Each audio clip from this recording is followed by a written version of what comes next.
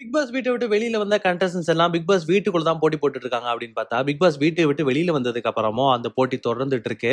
And இப்போ big pass வீட்டை விட்டு வெளியில வந்ததுக்கு அப்புறமா என்ன விதத்துல போட்டி போட்டுட்டு இருக்காங்க அப்படின்னு பாத்தீங்கன்னா, மாயா அவர்கள் வந்து ஒரு சோலோ ட்ரிப்பா வந்துட்டு ஃபாரின் போயிருந்தாங்க.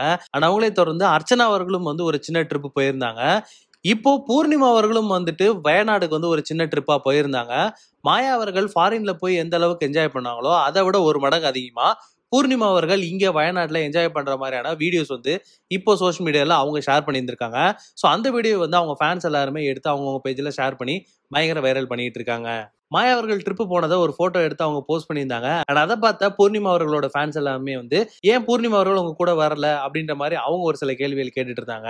கட் பண்ணா இந்த பக்கம் பூர்ணிமா அவர்கள் ஒரு ட்ரிப்பு போயிருந்திருக்காங்க. அந்த போட்டோவை அவங்க போஸ்ட் பண்ணதுக்கு அப்புறமா மாயா அவர்களோட ஃபேன்ஸ் எல்லாமே வந்துட்டு நீங்க ஏன் மாயா கூட இந்த ட்ரிப்ல போல அப்படின்ற மாதிரி அதே கேள்வியில இங்கேயும் வந்து கேட்டுட்டு இருக்காங்க. ஸோ மாயாவோட ஃபேன்ஸ் பூர்ணிமாட்டையும் பூர்ணிமாவோட ஃபேன்ஸ் மாயாட்டையும் வந்து மாறி மாறி நீங்க ரெண்டு பேரும் ஏன் ஒன்னா ட்ரிப்பு போல அப்படின்ற மாதிரியான கேள்விகளையும் அதிகமா எழுப்பிட்டு வந்துகிட்டு இருக்காங்க.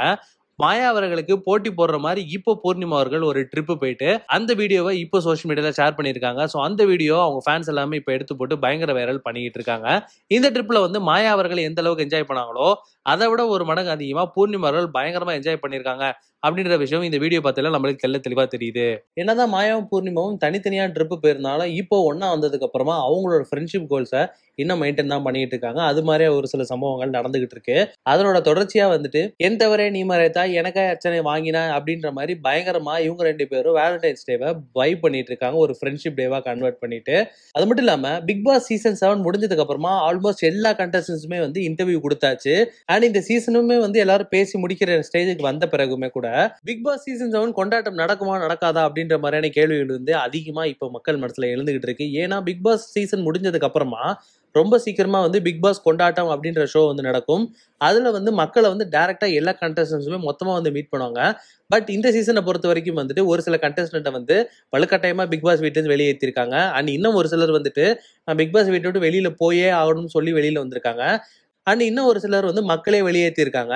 ஸோ இந்த மாதிரி பிக் பாஸ் சீசன் 7 வந்து ஒரு மிக்சடான எவிக்ஷன்ல இருந்தனால ஸோ இந்த வருஷத்துல வந்து பிக் பாஸ் கொண்டாட்டம் அப்படின்ற ஷோ வந்து நடக்குமா நடக்காதா அப்படின்ற மாதிரி எல்லாரும் பிக் பாஸ் கொண்டாட்டம் நடக்குமா நடக்காதா அப்படின்ற மாதிரி எல்லாரும் மிகப்பெரிய குழப்பத்துல இருந்துட்டு இருக்காங்க. சப்போஸ் பிக் பாஸ் சீசன் 7 கொண்டாட்டம் நடந்தா நீங்க யாரெல்லாம் மீட் பண்ணணும் அப்படின்னு நினைக்கிறீங்க?